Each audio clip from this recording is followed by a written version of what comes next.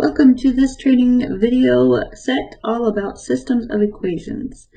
Throughout these 3 videos, we're going to look at when systems of equations have 2 variables, and when they have 3 variables, and when they appear in word problems, and how to solve and teach others to solve those as well. So we're going to start off with 2 variables. This is what a system of equations looks like.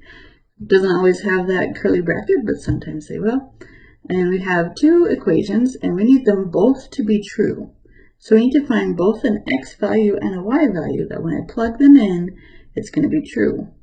The nice thing about this set of equations is we already have one of them solved for. We already have one variable. We already know that x equals 5. So we just need to figure out what the y value would be to make this true. Okay, one way we could do it is we could just guess and check, or think through it. We could subtract 5 and then solve for y. Or just kind of figure out that needs to be 8, right? Because the second part needs to be 4. And 8 divided by 2 is 4. There's lots of different ways. So then our answer, though, we'll write as a point. X equals 5, y equals 8. And of course, with a point, it's always important which one you put first and second. So x is 5 and y equals 8. If I plug that in, I will get a true statement. It's not always so cut and dry, right? So I have this system of equations. I don't know the value of x. I don't know the value of y, so I need a way to figure that out. Again, I could do some guessing and checking and try to figure it out. I could also graph it. Right? Here's x minus 2y equals -7 graphed. That's the red line, and 3x plus y equals 0 is the blue line. And I can see that they intersect at -1, 3. That is where both lines hold true. So if I plug in those values to both lines, x equals -1, sometimes you'll see a problem that says check to see if this is a solution to the system, this point, and what you do then is plug it in. So we plugged in x equals -1 and y equals 3 to the first equation in the system. And we get -1 minus 6 equals -7, so that worked. But it also has to hold true for the second equation in the system, so we'll plug that one in as well. 3 times -1 plus y, which is +3, is 0, and that is also true, so we know that it is a solution. So we can guess and check, we can graph them, but there are 2 more processes that you will see the most when you're helping students. We're going to talk about those now. The first we're going to talk about is substitution. You're probably familiar with this. Here's our system. Y equals 4x. 2x plus 4y equals 36. Because of the equal sign, we can assume that these are both true statements, that both sides have the same value. And so if I can plug this in, and it will still be true because I haven't changed what y equals, right? Y still equals 4x. So I can substitute in that expression for y, keep everything else the same, and then I only have one variable, and I can solve it like the other equations I've solved before. 2x, 4 times 4 is 16x. Combine my terms, so I'm just simplifying and combining the terms, and I'm solving for x divided by 18, and I get x equals +2. The important thing to remember with systems is once you have one variable, you are not done. You have to find all of the variables in the problem, so I need to now find y. But we already have that y is equal to 4 times x, so we can plug that in, and y is 8. So our solution, if we write it in a point, is 2, 8. And we could plug that in and make sure that it works, but we don't need to. Okay, this substitution process is very nice when the variable is already solved for, like right there, right? And so if we have a system of equations where it's not already solved for, let me show you right here. Here's our process for substitution. So first, x plus 3y equals 9. Okay, 2x minus 6y equals -6. We don't have any variable solved for, but we can solve for one variable. That's the first step in substitution, if there isn't one already nicely solved for, like in the last problem we did. So we could, on this problem, go ahead and subtract 3y from that side of the equation, move it over, and now I have one variable solved for. Step 2, plug into the other equation. If we plug it back into itself, we just get something like 9 equals 9. It would not be very helpful. So we'll plug into the other equation for that variable. Solve, and then stick the value back in.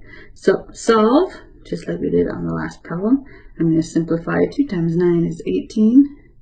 2 times 3y minus 6y, and minus 6y again. 18 minus 12y. Still on step 3 of our process up here. Equals negative 6. Add negative 18 or subtract 18. So I have negative 24.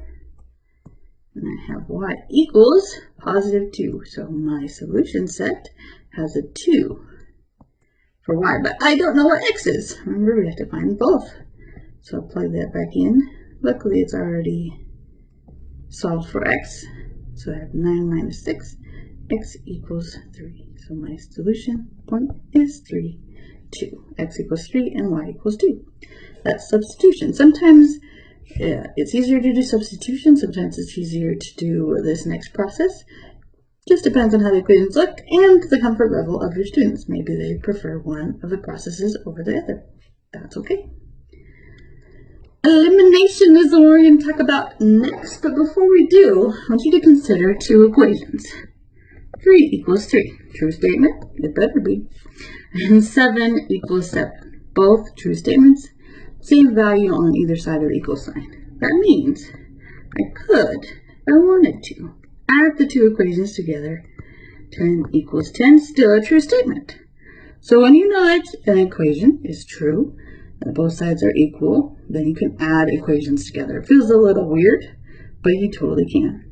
The nice thing about that is if you look at my system here, if I add these two equations together, okay, combining like terms as I go, 3x plus 5x is 8x.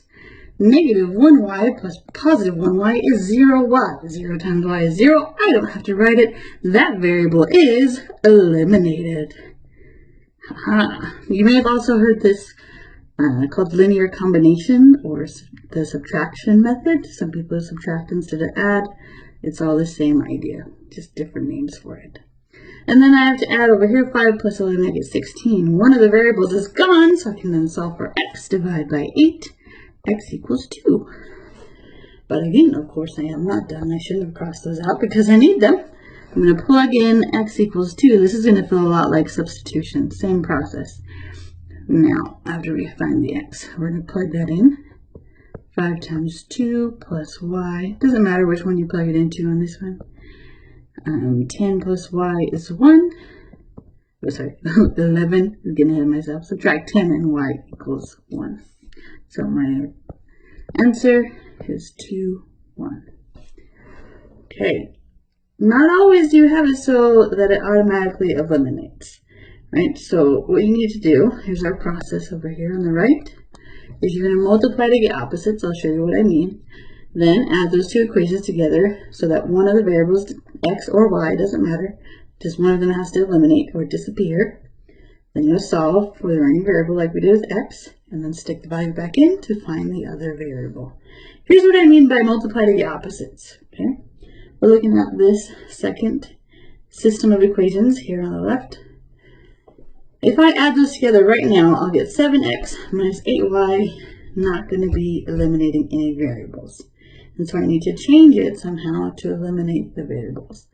I could multiply both of them as long as I multiply it by everything to keep the equations, to keep it equal. So let's say I'm going to try to eliminate y.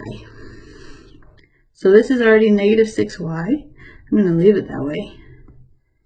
Multiply by 1 if you really want to think about it that way. But the top one, I need to eliminate this variable. So I need it to be the opposite of negative 6. I need it to be a plus 6y here. So I'm going to multiply everything over here by negative 3. Everything on both sides. That's very important not to forget anything when you multiply, because then it changes the equality. Alright, negative 3 times 3x is negative 9x. and plus 6y, just like we planned it. And 7 times negative 3 is negative 21. Now I have multiplied to get opposites. Check. I'm going to add the two equations and eliminate y. So negative 9x plus 4x is negative 5x. The y is gone. Negative 21 plus 26 is positive 5, so I'm going to divide both sides by negative 5. And x equals negative 1. Oh, I'm not done. Step 4, stick the value back in. Again, it doesn't matter where you plug it back in, just pick somewhere. I'm going to pick this one. 3 times negative 1 plus, minus 2y. Don't know what y is. Equals 7. That's negative 3 minus 2y equals 7. Add 3 to both sides. Negative 2y equals positive 10. Divide by negative 2. Y is negative 5. So final answer on this one, x is negative 1 and y is negative 5. There you go. What we're going to look at next is how to do a similar process, but when there are 3 equations on 3 variables. Very exciting. See you in the next video.